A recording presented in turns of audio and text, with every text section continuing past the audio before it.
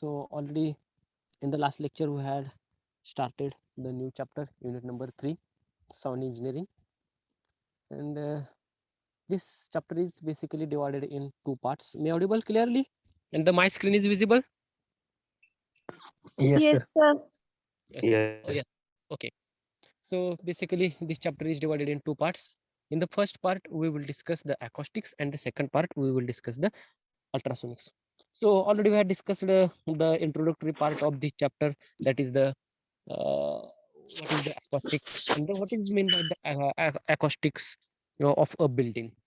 So acoustics is the branch of science where we'll deal the study of the how was the origin of sound, how was the propagation of that sound, and how was the sensation of that sound. In the acoustics of building, where again this is the branch of science where we study about the planning of a building, and the purpose of that building is to provide the best quality of sound to the audience. So this is the introductory part of the acoustics. After that we had discussed the some of the basic requirements for the acoustically good hall.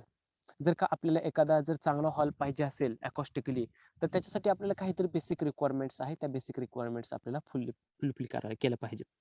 So some of the basic requirements are the total quality of the speech or sound must be unchanged. जेव्हा तुम्ही एखादं speech start करता किंवा एखादं musical function start करता, तेव्हा त्याचं जे टोटल क्वालिटी असते ती अनचेंजड पाहिजे असते. त्याच्यामध्ये चेंज झाला नाही पाहिजे, गुड क्वालिटीची आपल्याकडे गेली पाहिजे. Second is the there should be no echo. yes, there is the reverberation, but this is the quite proper. So if there is the musical function, the reverberation should be 1 second to the 2 second, and if there is the speech, then there is the reverberation should be quite proper in the range of the 0.5 second to the 1 second. So these are the some of the basic requirements for the acoustically good hall.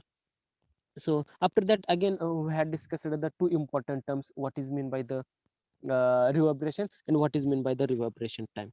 So reverberation is the persistence or the prolongation of sound in the hall even after the source of sound has been stopped. जर का जिथून sound generate होतोय, जो साऊंडचा source आहे, तो जरी stop झाला तरी सुद्धा आपल्याला त्या साऊंडच्या काहीतरी परसिस्टन्स किंवा काहीतरी एनर्जीज आपल्याला कानावरती पडते, त्याला आपण काय म्हणतो, the persistence or the reverberation. What is what is meant by the reverberation term, or how we state the reverberation time? Time taken to the reverberation, time taken to the reverberation is known as the reverberation time, is known as the reverberation time. So as per the Professor W.C. Sabin, there are two different reverberation times. For the speech, 0.5 second to 1 second, and for the musical function, 1 second to the 2 second. After that, we will discuss the one important point in today's lecture, that is the absorption coefficient. What is meant by the absorption coefficient? Absorption coefficient काय असतो आणि कशाला म्हणायचं आपण absorption coefficient? Basically absorption coefficient is the ratio. कशाचा तो ratio आहे? Ratio of the sound energy absorbed by the surface to that of the total sound energy incident on the surface. Suppose we consider we have one surface. Okay, आपल्याकडे एक surface आहे असं consider करूया. I think my screen is visible. Yes, okay. Here हा जो आहे तो आपण एक सरफेस कन्सिडर करूया, आणि या सरफेसवरती अशी काहीतरी साऊंड एनर्जी इन्सिडेंट होते.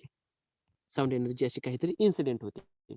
जे इन्सिडेंट होते एनर्जी आपण त्याला काय म्हणतो, total sound energy incident on that surface. Total sound energy incident on that surface.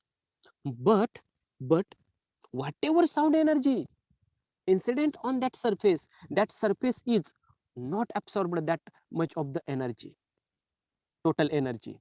जेवढी काही टोटल एनर्जी तुमच्या त्या सरफेस वरती इन्सिडेंट झाली, तेवढी सर्व एनर्जी तो सरफेस ऍब्सॉर्ब करेलच असं नाहीये.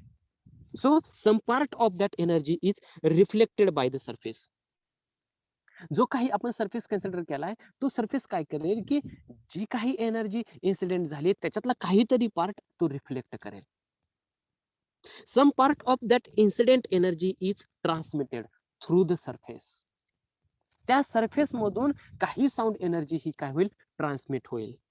And some part of that sound energy is absorbed by the surface. Absorbed by the surface. And that absorbed energy is known as the absorption coefficient. So how we define the absorption coefficient, small a? Absorption coefficient is the ratio. कशाचा ratio आहे? The energy, total energy or the sound energy absorbed by the surface. Sound energy absorbed by the surface to that of the total energy incident on the surface. To that of the total energy incident on the surface. This is the absorption coefficient. Is any doubt, is any question in this statement? Please ask me. जर हे statement कोणाला समजलं नसेल तर. Otherwise we will go to the next point. Yes? Yes? कोणाला काय doubt आहे का याच्यामध्ये? मे अडुबल? Yes, sir. No, Yes, sir. Simple आहे स्टेटमेंट, काही तुम्हाला वेगळं नाही सांगितलं याच्यामध्ये. ठीक आहे. आता बघा, याचं युनिट काय असणार आहे किंवा ते युनिट जे असेल ते कशावरती डिपेंड्स असणार आहे बघा. आता ठीक आहे, वी कन्सिडर वन हॉल और द ऑडिटोरियम. एक हॉल आपण कन्सिडर करूयात किंवा त्याला एक ऑडिटोरियम एक कन्सिडर करूयात. त्या हॉलचा सरफेस एरिया जो असतो तो फिक्स असतो का डिफरंट असतो? एक तुम्ही हॉल बिल्टअप केलाय, तयार केलेला आहे, त्याचं काम कन्स्ट्रक्शन पूर्ण झालेलं आहे. तो हॉलचा सरफेस एरिया हा चेंज होईल का कॉन्स्टंट राहील? constant राहील. Constant राहील. चेंज होणार नाहीये. Okay. Second thing, inside the hall there is the source of sound energy. त्या हॉलच्या आतमध्ये एक आपण स्पीकर ठेवूयात किंवा एखादा बॉक्स ठेवूयात की ज्याच्यामधून साऊंड एनर्जी प्रोड्यूस होते, जनरेट होते. बघा आता आपल्याकडे दोन केसेस आहेत. In the first case, all the doors and the windows of that hall are closed. First case is that all the doors and the windows of that hall are closed. In the second case, all the doors and all the windows are open. मग आता मला सांगा, सर्व doors आणि window जेव्हा बंद असतील आणि सेकंड केस जेव्हा ते सर्व ओपन असतील त्यावेळेस साऊंड ऍब्सॉर्ब करण्याची जी कॅपॅसिटी असते त्या हॉलची ती सेम राहील का दोन्ही केसला डिफरंट राहील? डिफरंट राहील. यस, दोन्ही केसेस मध्ये ती काय होईल? डिफरंट राहील. हे बरोबर आहे का? बरोबर आहे का? बरोबर आहे का? Yes, very good. ते डिफरंट राहील. व्हाय तुम्हाला माहिती आहे डिफरंट राहील का? ते डिफरंट राहील. येस, व्हाय? रिझन आहे ना त्याच्यामध्ये काहीतरी. रिझन काय रिझन आहे? Yes, if all the doors and windows are closed then what happen?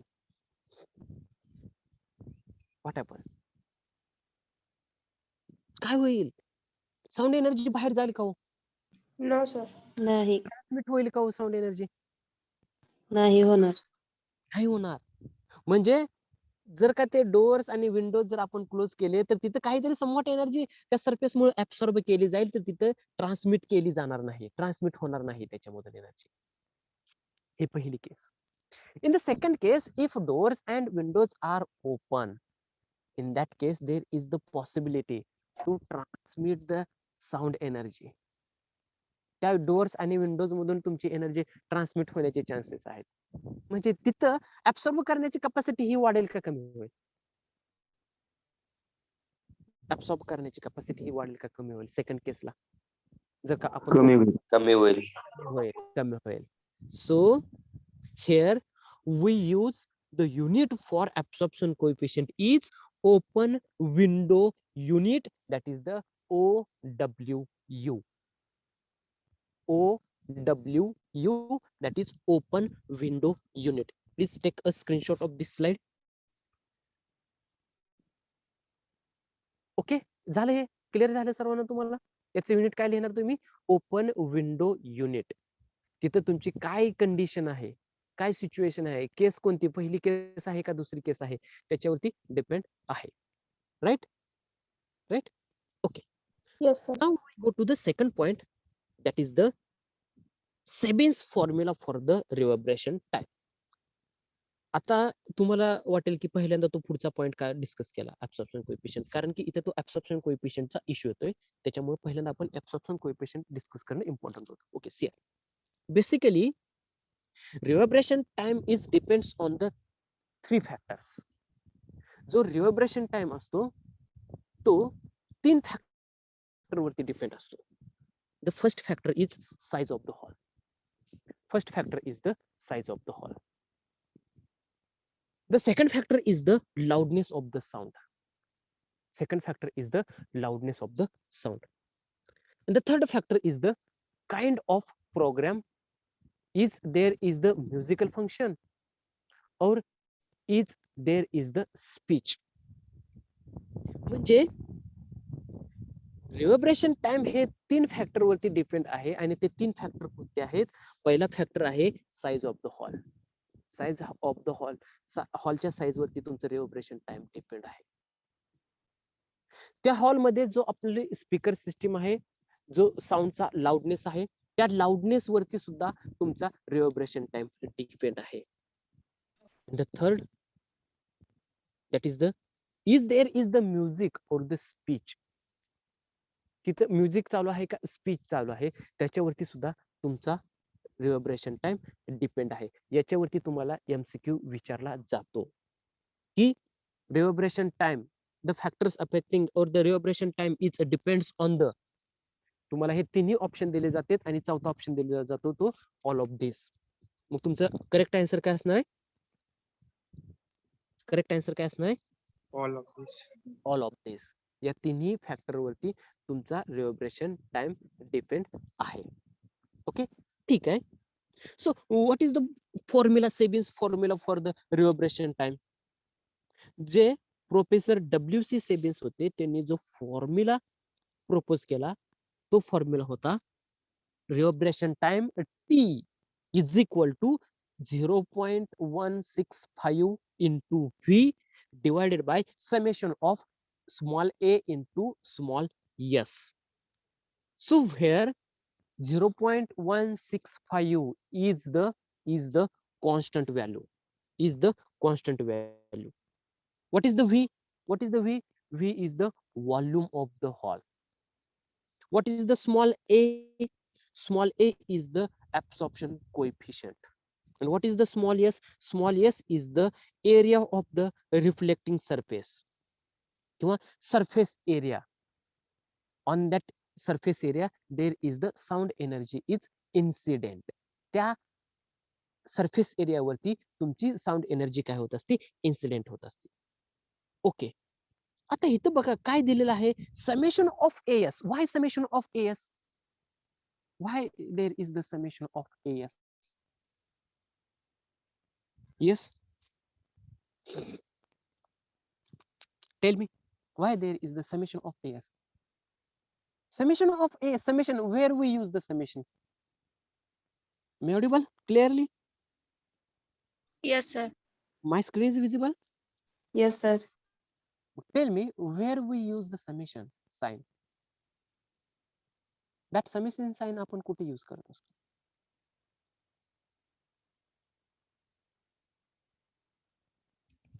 Okay, बघा आता एक एक्झाम्पल घेऊया की हे समेशन साइन कशासाठी यूज करायचं.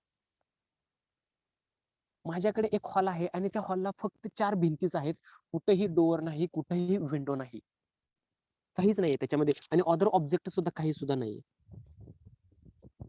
तर याच्यामध्ये हॉलचा सरफेस एरिया हा कॉन्स्टंट राहील का डिफरंट असेल? येस, सरफेस एरिया हा कॉन्स्टंट राहील का डिफरंट राहील?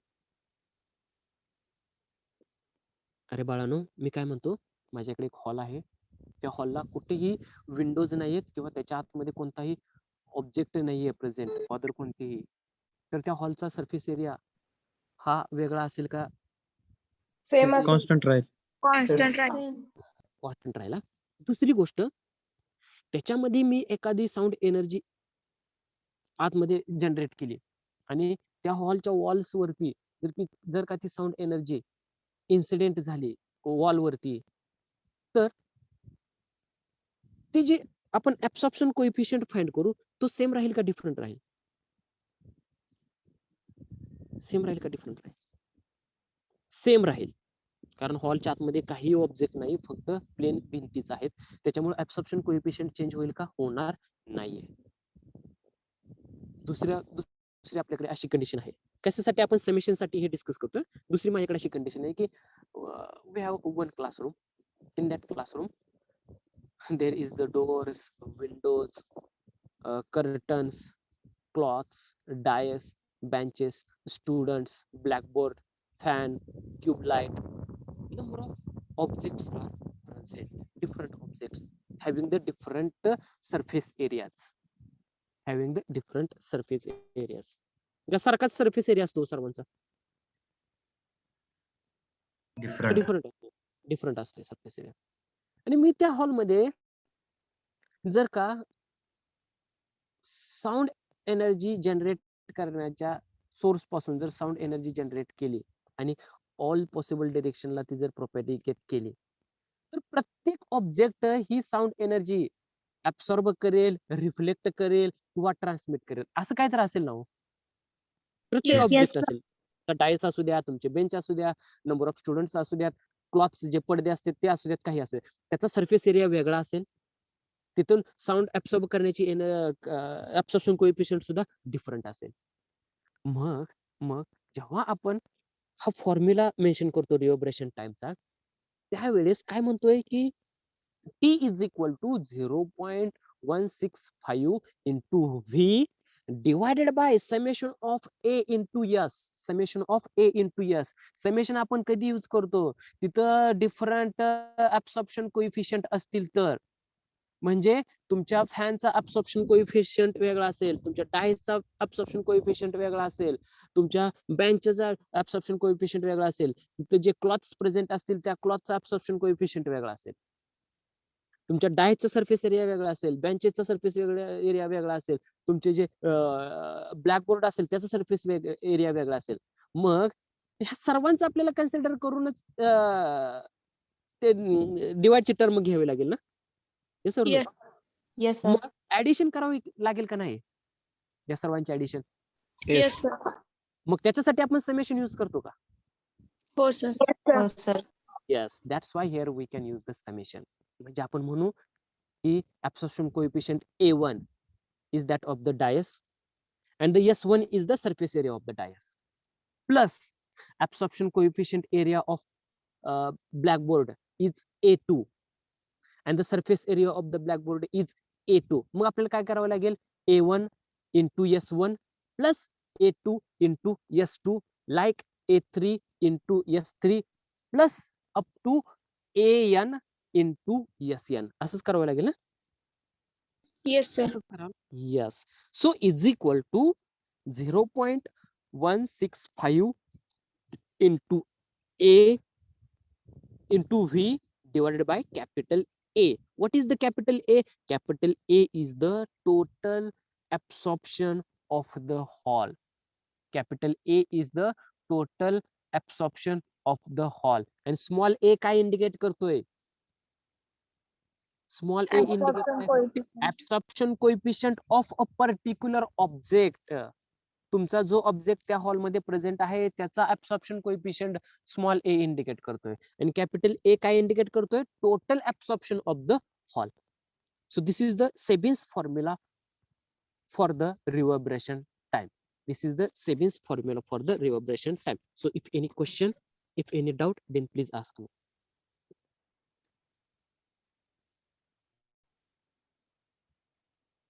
No question? No doubt? Yes? No. Shall we go to the next point? Yes, sir. And the last point of the first part is the very important is the factors affecting the architecture, acoustics and their remedies. Architecture, acoustics वरती कोणते factor affect करतात आणि त्यांच्या remedies. What is mean by the remedies?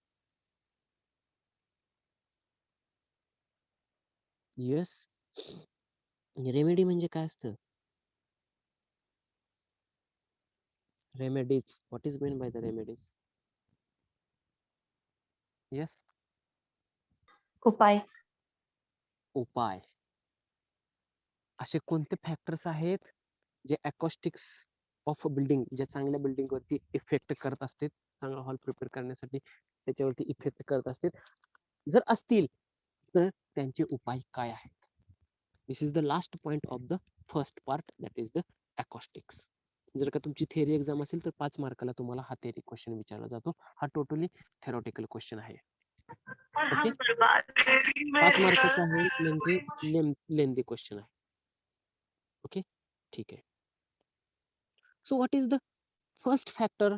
First factor is the reverberation. पहिला factor जो आहे तो reverberation, जो आर्किटेक्चर अकॉस्टिक्स वरती अफेक्ट करतोय. काय अफेक्ट करतोय, त्याचं काय इफेक्ट होते acoustics as architecture acoustics? In a hall, if the reverberation is large, जर का तिथं रिव्हर्बरेशन हे तुमचं जास्त प्रमाणामध्ये झालं तर काय होईल? काय होईल? तुम्ही एका हॉलमध्ये बसलेला आहात, त्या हॉलमध्ये रिव्हर्बरेशन हे जास्त प्रमाणामध्ये होते, तर तिथं काय होईल? काय रोल? जो लिसनर आहे, जे ऑडियन्स आहेत, एखादं लेक्चर ऐकायला बसलेत किंवा एखादं सिनेमा थिएटर मध्ये गेलेत आणि तिथं पिक्चर बघतेत आणि ऐकतेत सुद्धा त्याचं ऑडिओ, तर त्यांना जो साऊंड आहे तो त्यांच्या कानावरती एक टाइम पडेल का नंबर ऑफ टाइम्स पडेल? Number of times. Number of times. Number of times. का? Because of there is the maximum reverberation. तिथं रिव्हर्बरेशन हे जास्तीत जास्त होईल. म्हणजे तिथं काय होईल तर तुमचा साऊंड जी एनर्जी आहे, due to the number of reflections there is the overlapping of the sound energy और द साऊंड वेव्स. साऊंड वेव्हचं ओव्हरलॅपिंग होईल आणि तुमची जी ऑडिओबिलिटीची जी क्लॅरिटी असेल ती क्लॅरिटी डिस्टर्ब होईल. ती क्लॅरिटी डिस्टर्ब होईल. म्हणजे रिव्हर्बरेशन हा चांगल्या हॉलवरती इफेक्ट करतोय का? करतोय का?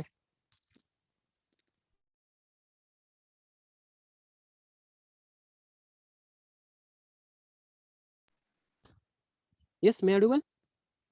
Yes, sir. येस, जर तिथं जर जास्त रिव्हर्बरेशन होत असेल तर तिथं काय होईल? तुमचं साऊंड वेव्हचं ओव्हरलॅपिंग होईल आणि रिझल्ट काय होईल? There is the loss of clarity in the hearing. आता ही रिव्हर्बरेशन जास्त प्रमाणात झालं तर हे होईल. If there is the reverberation is in less quantity और व्हेरी स्मॉल रिव्हर्बरेशन, मग काय होईल? काय होईल? ऐकू येणार नाही.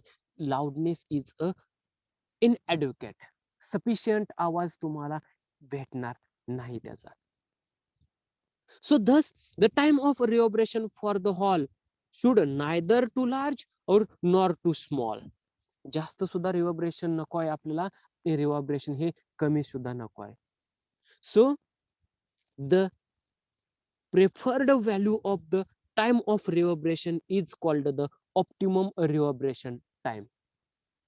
तिथं तुमचं ऑप्टिमम रिव्हर्बरेशन टाइम असलं पाहिजे. What is mean by the optimum? What is mean by the optimum? Yes, optimum कशाला म्हणायचं? एखादं एक्झाम्पल तुम्ही देऊ शकता, कशाला म्हणायचं ऑप्टिमम? येस, कशाला म्हणतो आपण ऑप्टिमम?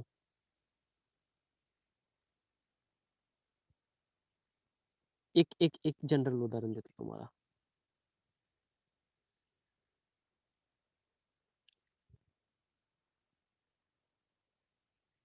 समजा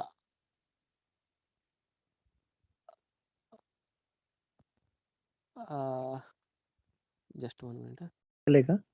हा, येस येस, मीच बंद केलं. Yes, okay.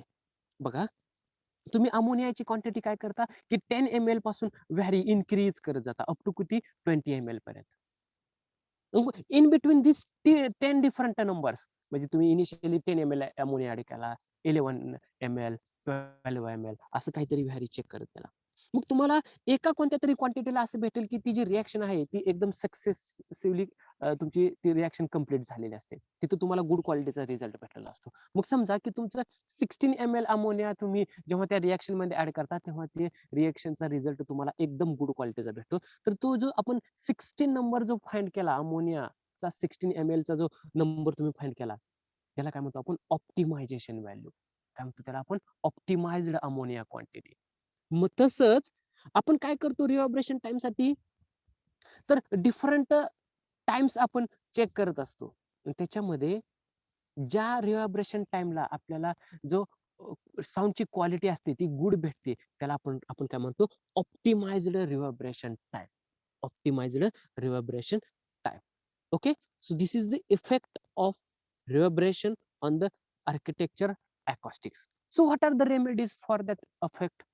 याच्यासाठी आपल्याला काय काय रेमेडीज आहेत? Seer, my screen is visible? Okay. Yes. So the reverberation can be controlled by the following factors. The first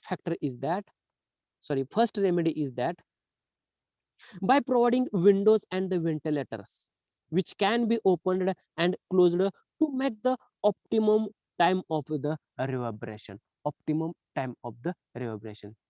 हा उपाय तुम्हाला करेक्ट वाटतो का?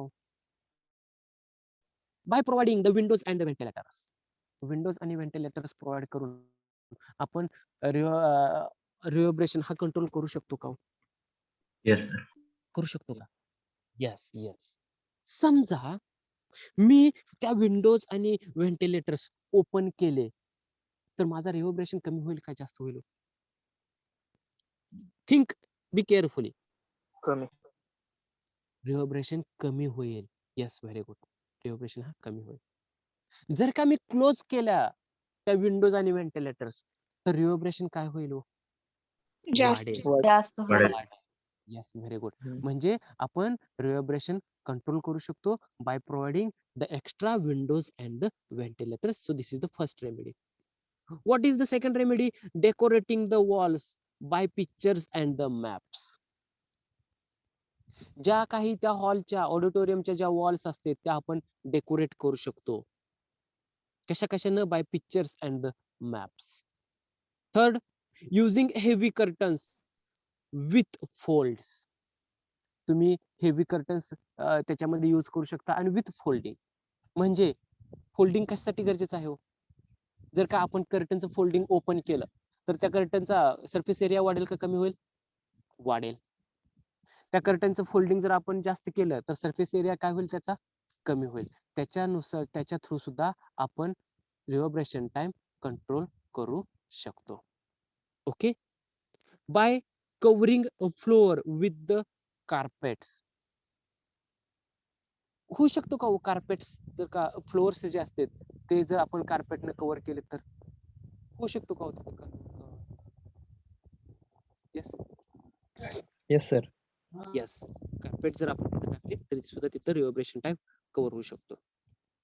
So these are the very important remedies for the reverberation. And the second factor is that adequate loudness. What is meant by the adequate? Adequate loudness म्हणजे काय? Adequate म्हणजे काय? Advocate नाही बघा, adequate. Adequate loudness म्हणजे काय असतं? म्हणजे काय असतं? येस, पुरेसे. सफिशियंट आवाज, पुरेसा आवाज. म्हणजे एखादा लेक्चर घेतोय आणि त्याचा आवाज खूपच कमी आहे, पुढच्या 2 बेंचवरच्या मुलांनाच ऐकू येते आणि पाठीमागच्या मुलांना ऐकू येत नाही. मग पाठीमागच्या मुलांना ते जे लेक्चर घेणार आहेत त्यांचा आवाज सफिशियंट आहे का? नो. नाही. दुसरी गोष्ट, लेक्चर चालू आहे आणि एखादे लेक्चर घ्यायला लागले आणि जोर जोरानं ओरडून लेक्चर घ्यायला लागले. पुढची मुलं बसतील का उठून पाठीमागे जाऊन पळून जाऊन बसतील? Yes. पुढची मुलं त्यांना लाऊडनेस तो जास्त होईल, त्याचा त्यांना त्रास होईल. ते म्हणजे तो सफिशियंट आहे का? नाहीये. लाऊडनेस तिथे जास्त झाला, पहिल्या केसला लाऊडनेस कमी झाला. म्हणजे with large absorption the time of reverberation will be smaller, which will be minimize the chances of the confusion. Hence the sufficient loudness is in every portion of the hall is an important factor for the satisfactory hearing. मग मला सांगा, जर एखाद्या corner वरती आवाज जर पोहोचत नसेल, सफिशियंट किंवा ऍडव्होकेट लाउडनेस जर पोहोचत नसेल, तर त्याच्यासाठी आपण कोणते कोणते उपाय केले पाहिजेत? काय केलं पाहिजे त्याच्यासाठी? We provide the extra speaker system. जर काय त्या कॉर्नरला जर आपण एक्स्ट्रा स्पीकर सिस्टीम जर प्रोव्हाइड केले, तर तिथं आपलं ऍडव्होकेट लाउडनेस तिथं पोहोचेल का? Yes. पोहोचेल का? येस, तिथं आपला सफिशियंट आवाज जाईल. आणि जर का एखाद्या एरिया मध्ये, एखाद्या रिजन मध्ये जर लाउडनेस हा जास्त होत असेल, तर आपल्याला काय करावं लागेल? तर तिथल्या ज्या वॉल्स असतील, जे फ्लोअर्स असतील, त्यांना काय करावं लागेल? आपल्याला कव्हरिंग करावं लागेल. साऊंड प्रूफ मटेरियलनं कव्हरिंग करावं लागेल. म्हणजे तुम्ही बघा, एखाद्या सिनेमा थिएटर मध्ये जाता बघा, तिथल्या ज्या सिनेमा थिएटरच्या वॉल्स असतात आणि आपल्या ज्या वॉल्स असतात घरामधल्या किंवा एखाद्या हॉल मधल्या किंवा एखाद्या तुम्ही ऑडिटोरियम मध्ये जावा, तिथल्या सुद्धा वॉल्स बघा, त्याच्यावरती डायरेक्टली वॉल्स नाही दिसत आपल्याला, त्याच्यावरती काहीतरी सरफेस वेगळं मटेरियल कोट केलेलं आपल्याला ऑब्झर्व दिसत असतं. मग ते मटेरियल म्हणजे काय असतं? साऊंड ऍब्सॉर्बिंग मटेरियल असतं. साऊंड एनर्जी ऍब्सॉर्बिंग मटेरियल असतं. ते जर आपण कोट केलं तरी तिथं आपण एक्स्ट्रा साऊंड एनर्जी ऍब्सॉर्ब करून ऍडव्होकेट लाउडनेस प्रोव्हाइड करू शकतो. So using the large sound boundaries behind the speaker and facing the audience, by providing the additional sound energy using the more number of the speakers, आपण हा advocate loudness factor जो आहे तो आपण complete करू शकतो. Okay okay. Any doubt? Any question? If any doubt, if any question, then please ask me. No, sir. Okay. Now we go to the next factor and the third factor, focusing due to the walls and the ceilings. Already in the last lecture we had discussed that if the walls of the auditorium and the halls are in concave shaped or in spherical shape,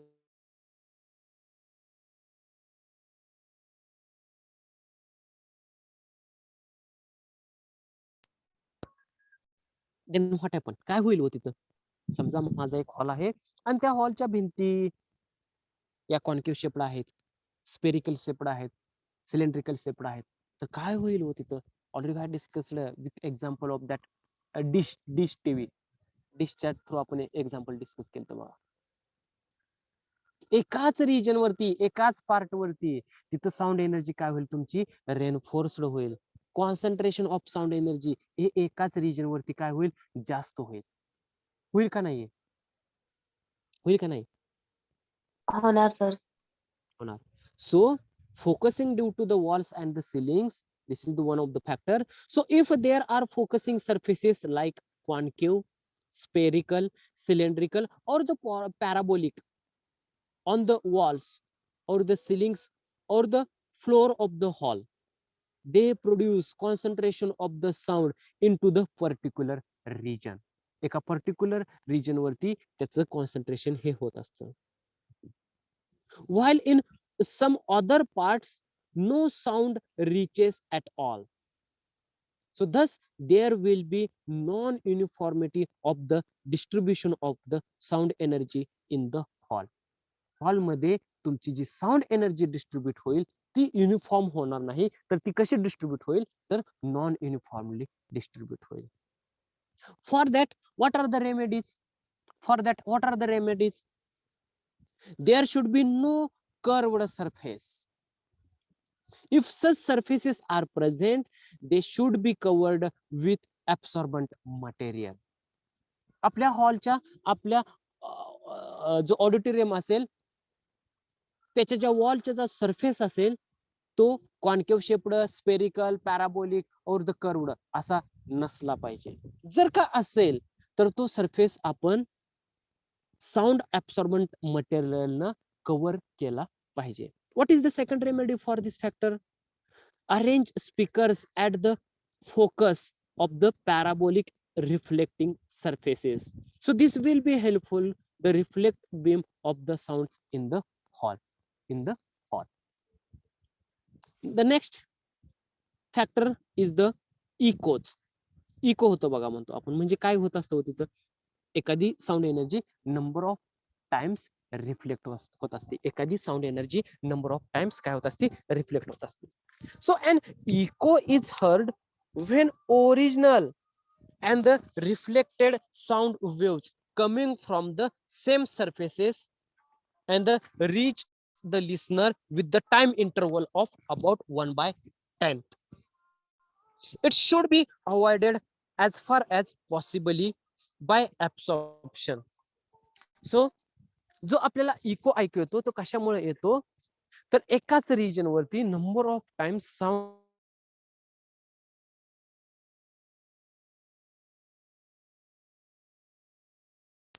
reflections आपल्यापाशी जी sound energy होत असतो त्याचा time interval किती असतो, तर तो time interval किती असतो?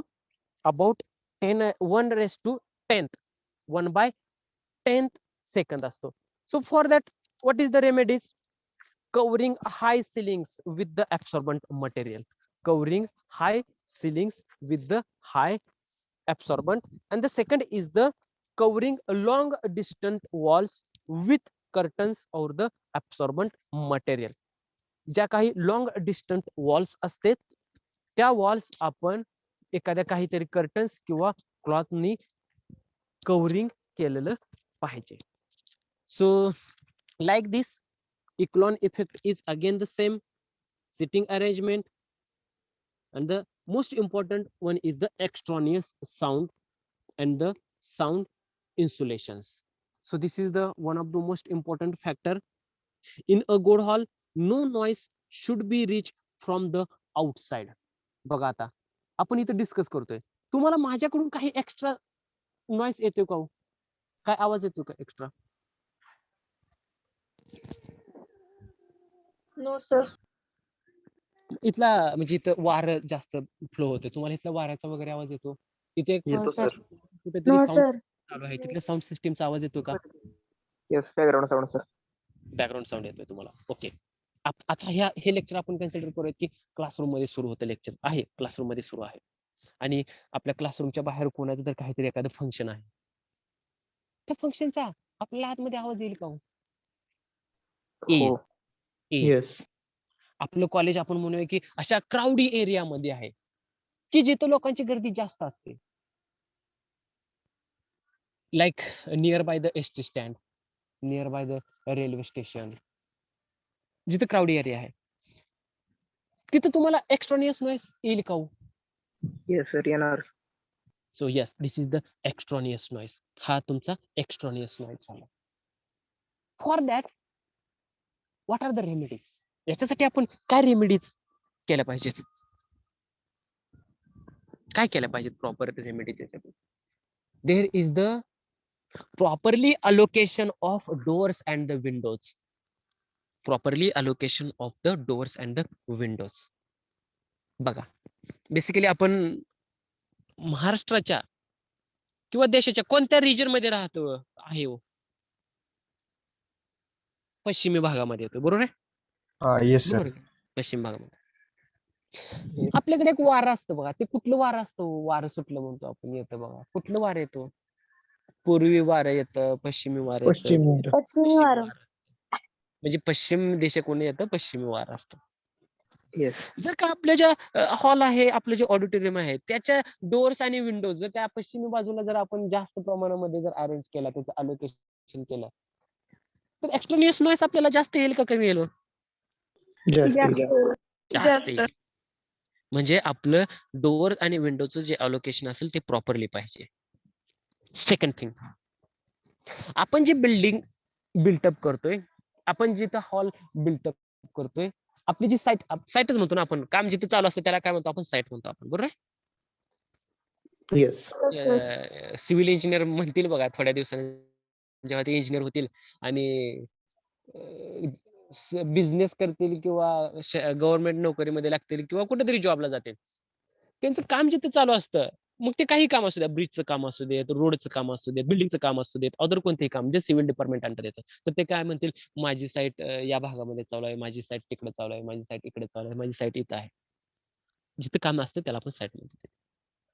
मग जे साईट सिलेक्शन आहे ते जर साईट सिलेक्शन आपण away from the crowdy region, crowdy एरियाच्या जर लांब जर आपण सिलेक्ट केलं तर तिथे आपल्याला एक्स्ट्रॉनियस नॉईस भेटेल का हो? Yes sir. हे दादा असं करे. नाही मिळणार. मी काय म्हटलं, एसटी स्टँड, रेल्वे स्टेशन, असं बाजाराची गर्दीचं ठिकाण, त्याच्यापासून असं दूर कुठंतरी एखादा हॉल आपल्याला बिल्टअप करतोय, एखादा ऑडिटोरियम आहे, तिथं आपल्याला ते एसटीचा आवाज, वाहनांचा आवाज, ते लोकांचा आवाज, रेल्वेचा आवाज येईल का हो? हा एक्स्ट्रॉनियस नॉईज आहे ना, तो येईल का? मग ही रेमेडी होऊ शकते का आपली? Yes, होऊ this शकते is the sir. one of the remedy. Means our site selection should be away from the crowdy regions or the crowdy area. So these are the some of the remedies on the extraneous noise. अजून extraneous noise काय म्हणतो आपण? Due to the electric appliances. Fan आहे आणि तू कधी त्या फिल्टरनं तिथं जोडला आहे काय माहिती नाही आणि तो आवाज करतोय सारखा, प्रत्येक रोटेशनला आवाज करतोय. मग तो आवाज कमी करण्यासाठी आपल्याला काय करावं लागेल? त्याचा मेंटेनन्स थ्रू वर्क केलं पाहिजे ना. नाहीतर फॅन चेंज करायचा. फॅन चेंज केला पाहिजे. मी मेंटेनन्स म्हणतो ना आपण, एखादं काम झालेलं आहे आणि तिथलं काही आपल्याला चेंज करायचं असेल तर आपण काय म्हणतो त्याला मेंटेनन्स. तिथला मेंटेनन्स थ्रू काम केलं पाहिजे. सेकंड, ट्यूबलाईट असते बघा. ट्यूबलाईट जरी गेली, ती खराब झाली तर त्याचा आवाज येत असतो बघा ट्यूबलाईटचा एक पर्टिक्युलर. म्हणजे सर ट्यूबलाईट आपण बंद चेंज चालू केली होता आवाज. येस, ट्यूबलाईट चेंज केली पाहिजे. काही ठिकाणी तुम्ही जाता, तिथे एसी असते, तिथं व्हेंटिलेटर्स असतात. त्या व्हेंटिलेटर्सचा आवाज सुद्धा येत असतो बघा. Yes. बरोबर आहे? म्हणजे जे काही extraneous noise due to the electric appliances जो ओरिजिनेट होत असतो, जनरेट होत असतो, तिथं आपण मेंटेनन्स थ्रू वर्क केलं पाहिजे आणि एक्स्ट्रॉनियस नॉईस काय केला पाहिजे, आपण डिक्रीज केला पाहिजे. So these are the very important factors which are affect on the acoustically good hall and their remedies. Okay, so today we stop here. In the next lecture we will discuss the ultrasonics, that is the second part of this chapter. Ultrasonics आपण second उद्याच्या lecture मध्ये start करूयात. दोनच lecture मध्ये हा chapter आपला संपून जाईल. Okay okay. Okay sir. त्याच्यामध्ये काय काय आपल्याला डिस्कस करायचंय की introduction of the ultrasonics, two methods. Using these two methods we can generate the ultrasonic waves. Again there are three different methods using four, not a three. Using these four methods we can detect the ultrasonic waves. खरंच तिथं ultrasonic wave आहेत का नाही हे आपण चार मेथडने detect करणार. Applications of the ultrasonic waves and the properties of the ultrasonic waves. हे खूप सिंपल आहे. एक दोन लेक्चर मध्ये हा चॅप्टर आपला कम्प्लीट होईल. काय अडचण असेल तर तुम्ही विचारू शकता आजच्या लेक्चर मध्ये. आपला युनिट टेस्ट कधी आहे? चॅप्टर टेस्ट पहिली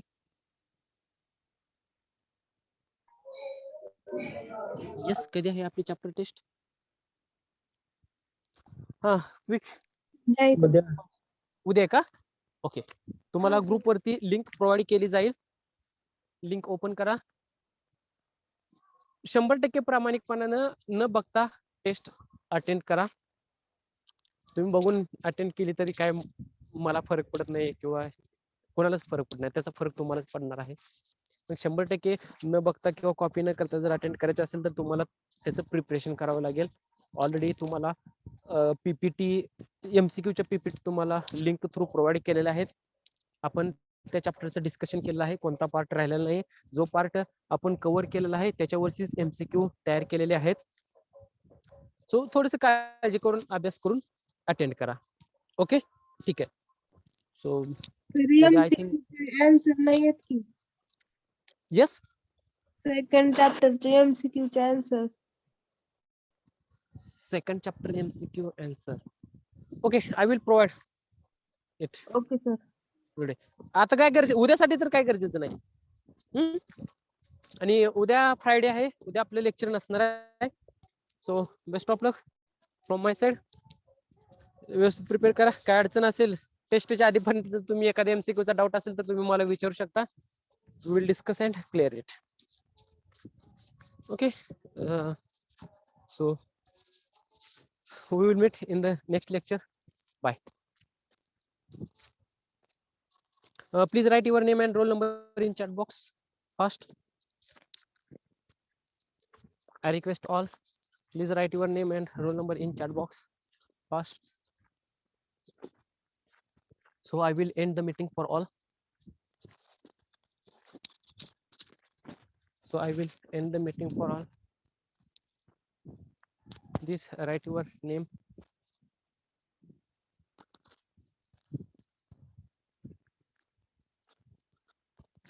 करू देत एंड. कोण नाही ना राहिलं. Yes, sir.